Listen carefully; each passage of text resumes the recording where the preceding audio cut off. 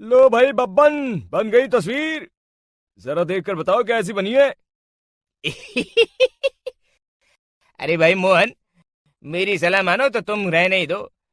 एक पेंटर बनना तुम्हारे बस की बात नहीं है। हाँ, तुमने सही कहा।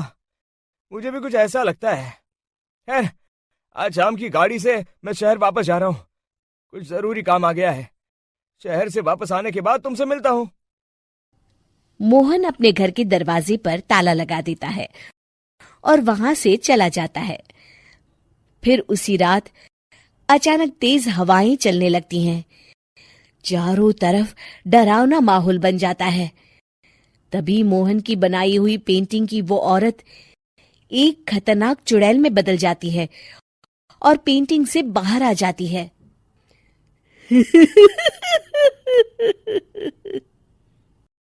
चुड़ैल घर के बाहर चली जाती है। वहीं दूसरी तरफ दो चोर लाला सुखीराम के घर से चोरी करके भाग रहे होते हैं। दोनों भागते भागते गांव के चौराहे के पास पहुंच जाते हैं। तभी अचानक वो चुड़ैल उन दोनों के सामने आ जाती है।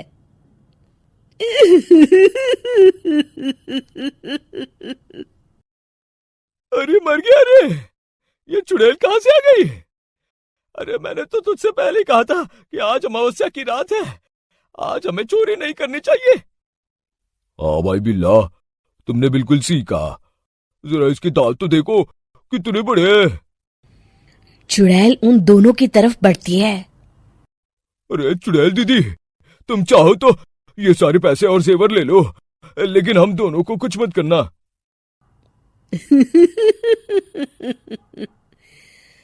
पैसे और जेवर के लालच में तुम इंसान बिकते हो, हम चुड़ैल नहीं। तभी चुड़ैल उन दोनों चोरों को पुतले बना देती है।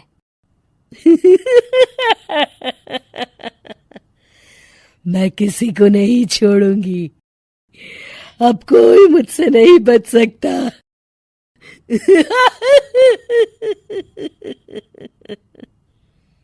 चुड़ैल अपने अगले शिकार की खोज में वहां से चली जाती है। गांव की दूसरी ओर जाने पर चुड़ैल को हरिया, बिरजू और बब्बन दिखाई देते हैं। आज संडे है।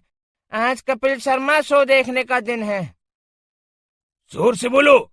आज संडे है। मैंने नहीं सुना। आज संडे है। आज कपिल शर्मा देखने का दिन है। हाँ, ये हुई ना बात। अरे ये कपिल शर्मा कौन है जो ये लोग उसे देखने के लिए इतने उतावले हुए जा रहे हैं? खैर, मुझे क्या, मैं अभी इन दोनों को मजा चखाती हूँ। चुड़ैल तेजी से उड़कर उन तीनों के सामने आकर खड़ी हो जाती है।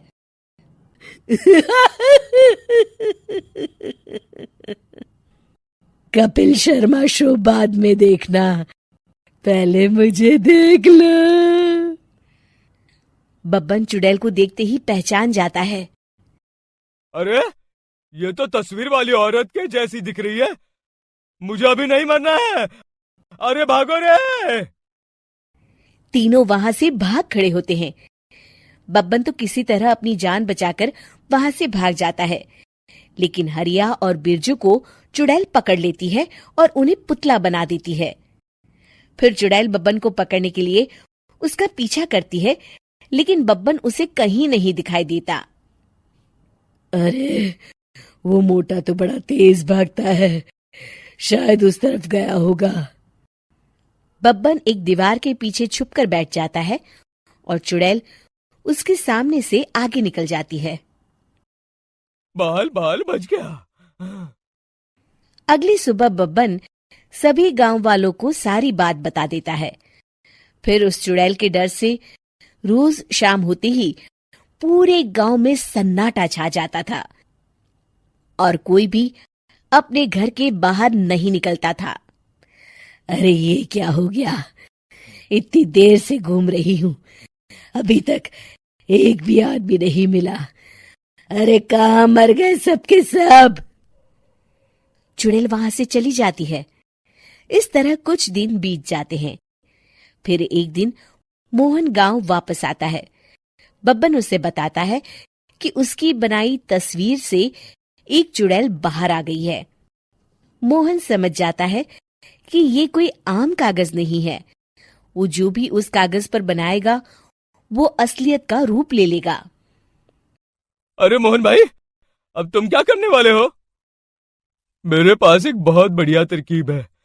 मैं इस कागज पर उस चुड़ैल की एक ऐसी तस्वीर बनाऊंगा जिसमें वो तपती धूप के नीचे खड़ी दिखाई देगी, और फिर जैसे ही सवेरा होगा वो चुड़ैल इस कागज से निकलकर बाहर चली जाएगी और सूरज की तेज धूप में जलकर राख हो जाएगी। मोहन बिल्कुल वैसे ही तस्वीर बना देता है और जैसे ही सवेरा होता है वो चुड़ैल कागज से निकलकर बाहर धूप में चली जाती है और सूरज की गर्मी बर्दाश्त नहीं कर पाती और जलकर राख हो जाती है।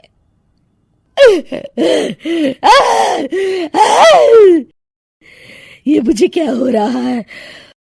मैं सूरज की रोशनी बर्दाश्त नहीं कर सकती।